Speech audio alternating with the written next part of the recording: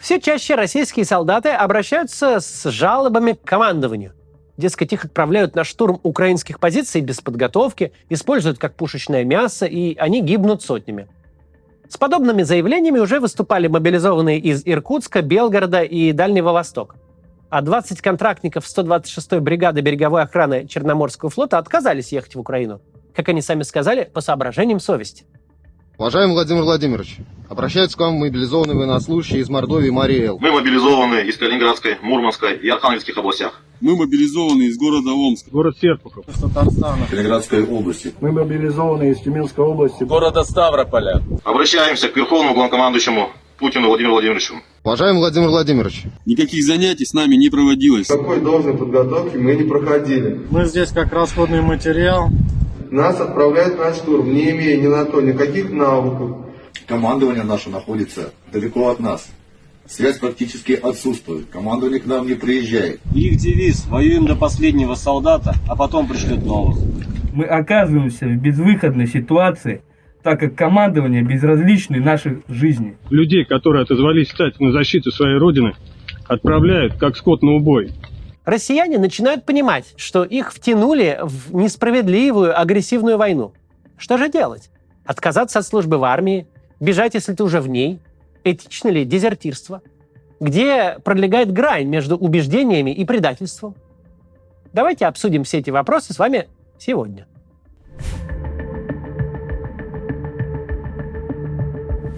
В 1995 году в немецком городе Эрфурте, столице Тюрингии, был установлен памятник неизвестным дезертирам.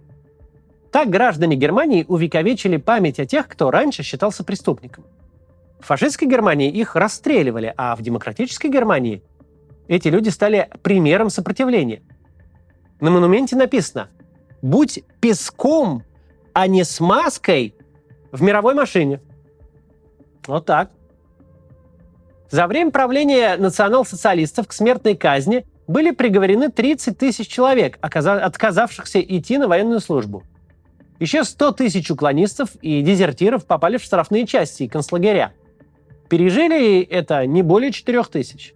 Сегодня в живых осталось меньше сотни. Последних из могикан можно встретить в Берлине, где находится штаб-квартира общественной организации «Союз уклонистов и дезертиров». Людей, не желающих брать в руки оружие, преследовали веками. Первый случай был зафиксирован еще в 295 году в Римской империи. 21-летний Максимилиан был обязан стать легионером, но отказался. Христианская религия не позволяла ему убивать. Пацифисту отрубили голову. Впоследствии его признали святым, однако. В наше время ситуация несколько сменилась. Сегодня сознательный отказ от военной службы защищает ООН. Однако в официальных документах этой организации нет прямого упоминания о праве человека не участвовать в войне. Это право лишь косвенно вытекает из статьи 18 Международного пакта ООН и является производной от свободы совести, веры и убеждений. Силовые структуры многих стран считают такую формулировку весьма расплывчатой.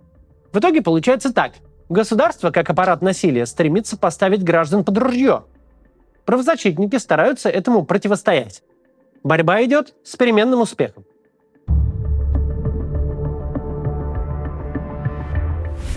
Помимо судов, полиции, военкоматов и прочих атрибутов принуждения, государство также использует общественное мнение. Не служил ни мужик. Армия, школа жизни и все такое прочее. Мальчиков с самого детства зачем-то стараются убедить, что если они не отдадут долг родине, то соседи их непременно осудят, друзья отвернутся, а девушки перестанут любить. И ведь действует на некоторых. Даже когда государство ведет заведомо несправедливую, неправедную войну, всех уклонистов и дезертиров оно старается выставить банальными трусами. Штефан Хердер дезертировал еще летом 1942 года. Сделал он это после того, как увидел массовое убийство евреев. Штефан решил, что с миллионами озверевших немецких солдат его ничего не связывает. И бежал. Был пойман, потом сидел в концлагере и чудом выжил. Разве такое похоже на трусость? А если вспомнить войну США во Вьетнаме, ее тогда называли «грязной», десятки тысяч американцев отказывались в ней участвовать. Среди уклонистов были кумиры того времени, например, лучший боксер всех времен и народов Мухаммед Али. Весь мир переживал за 4 матросов, дезертировавших с американского авианосца. Их жизням не угрожала опасность. Корабли такого класса всегда находились вне зоны вражеского обстрела. Но взлетавшие с палубы самолеты бомбили вьетнамские города. Матросы заправляли эти машины топливом и подвешивали под крылья бомбы.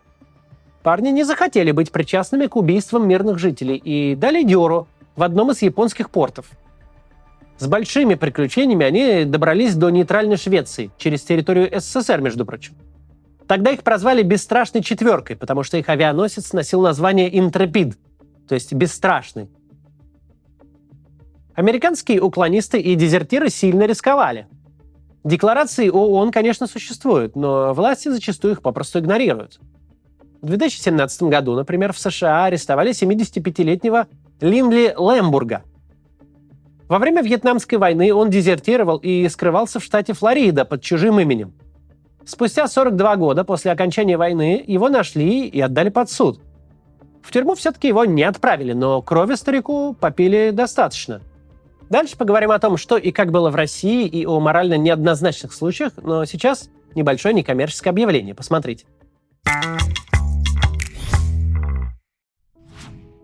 Каждый из нас помнит то уютное зимнее утро из детства, когда за окном темно, дороги замело, а первым уроком математика. И вот ты сидишь в освещенном классе, пока за окном воет метель, и думаешь, чему равен x. И если учитель был хороший, то в этот момент вы ощущали удивительное спокойствие на душе. Именно этого спокойствия так не хватает детям из Украины, оказавшимся за границей. Проект Let's Shake Hands помогает детям адаптироваться в новых условиях, спокойно получать школьные знания и учить необходимый в новой стране язык. Все это абсолютно бесплатно и онлайн. Преподавателями становятся волонтеры из разных стран, молодые люди, желающие помочь пострадавшим от войны детям. Инициатором проекта, кстати, стал 15-летний подросток из Украины Иван Лепский. Сейчас в Let's Shake Hands участвует более 3000 волонтеров-менторов, а их учениками стали более 5000 украинских детей. Вы тоже можете помочь. Проект нуждается в волонтерах. Если вы студент педагогического вуза, это станет для вас отличной практикой. Если нет, вы все равно можете помочь. Объяснить ребенку школьные предметы, помочь с языком. Многие менторы преподают русский язык и общаются на нем с детьми. Самое главное – дать ребенку необходимую поддержку и дружественное общение. Для менторов проекта существует система мотивации. Через 50 проведенных уроков вы получите сертификат волонтера. За звание ментора месяца – худи Let's Shake Hands. За звание ментора года – 500 евро на культурно-развивающие программы или хобби. Чтобы стать ментором, достаточно скачать уникальное приложение проекта и пройти на нем быструю регистрацию. Приложение позволит планировать, управлять и отслеживать занятия, выбирать ученика или ментора по интересам, если вы просто хотите поговорить. Приложение Let's Shake Hands доступно как в App Store, так и в Google Play. Ссылка в описании. Это важно. Пожалуйста, зарегистрируйтесь.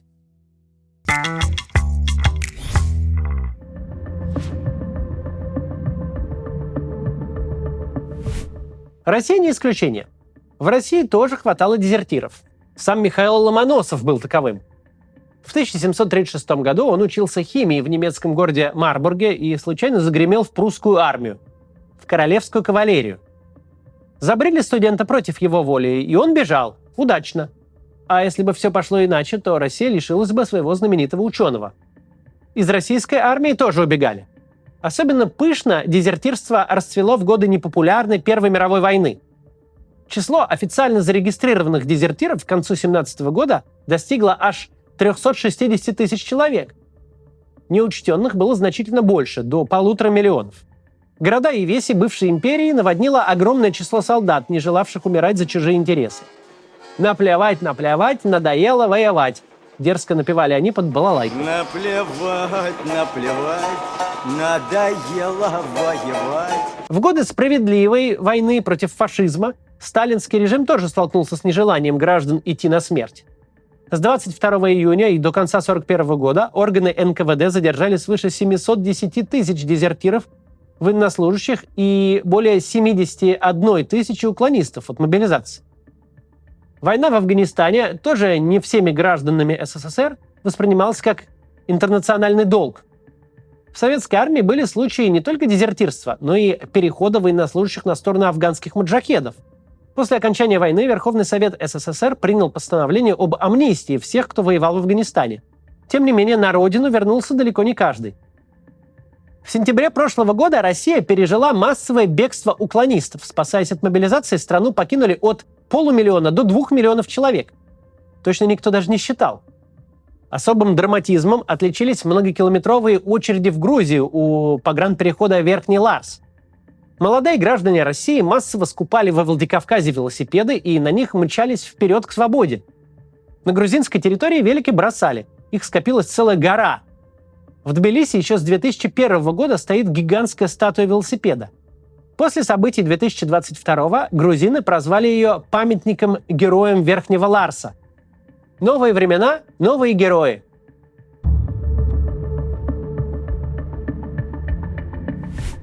Война дает примеры не только пассивного сопротивления. Встречаются люди, которые пытаются активно противостоять безумию своего руководства. Так, в 1968 году американские солдаты устроили резню в деревне Сонгми во Вьетнаме. Были убиты не менее 500 мирных вьетнамцев. Из них 173 ребенка и 183 женщины. Это была кровавая бойня. Солдаты просто потеряли человеческий облик. Лишь один рядовой попытался остановить товарищей. А когда не получилось, выстрелил себе в ногу. За раненым прислали вертолет и вывезли в тыл. Тем временем расправа продолжалась. Часть жителей деревни пыталась убежать через рисовое поле. Американцы преследовали их и продолжали убивать. Происходящее заметил пилот американского вертолета Хью Томпсон. Он посадил свою машину между крестьянами и солдатами и приказал своим подчиненным стрелкам Лоуренсу Колберну и Глену Андреотти открыть огонь поверх голов американских солдат. Благодаря этому несколько десятков вьетнамцев были спасены. Однако не все соотечественники одобрили действия вертолетного экипажа, ведь те стреляли в своих. Еще более драматичной оказалась судьба немецких заговорщиков, пытавшихся убить Гитлера и прекратить войну. Полковник Клаус фон Штауфенберг взорвал мину в ставке фюрера. Диктатор чудом остался жив. После неудачи около 7 тысяч человек были арестованы. Многие из них казнены. Родственников отправляли в концлагеря, детей в детдома. Но никто не раскаялся. Как сказал один из заговорщиков, Генрих Лендорф, в условиях диктатуры каждый гражданин имеет право на государственную измену. Остается только сожалеть, что во время сталинских репрессий в России не нашелся свой Штауфенберг, а в украинской Буче не было российских Томпсонов и Колбернов.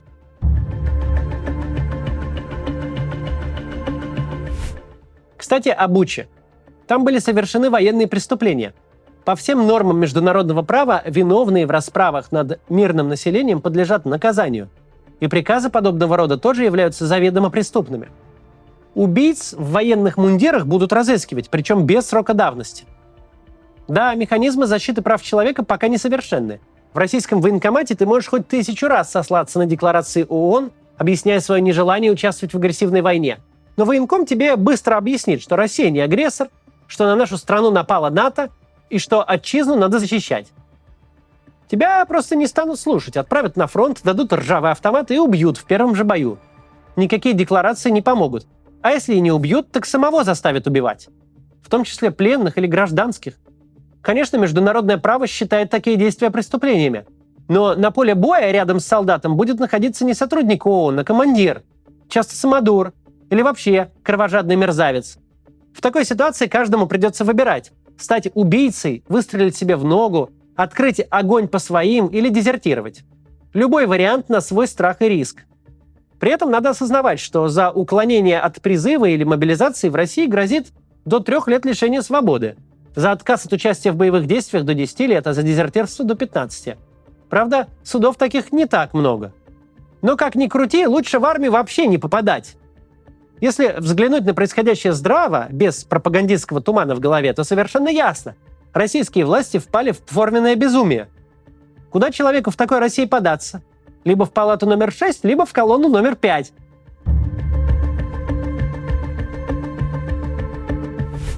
Когда миновала холодная война, у человечества появилась надежда на новую эру. Эру мира и благоденствия. Ведь даже дураку понятно, что торговать выгоднее, чем воевать. Этим надеждам не суждено было сбыться в полной мере, во всяком случае в нашей части света. Появился Путин со своими средневековыми взглядами, и на мирные украинские города посыпались бомбы. Украине пришлось отстаивать свободу и демократию с оружием в руках. И как бы ни старалась российская пропаганда оправдать агрессию, следует помнить, война Путина преступна. И ваше нежелание участвовать в преступлении не предательство, но моральный долг честного человека. Теперь каждому придется определиться. Ведь даже если вы отказываетесь выбирать, тем самым вы все равно делаете выбор. Сделайте же его правильно. Не окажитесь на стороне зла. До завтра.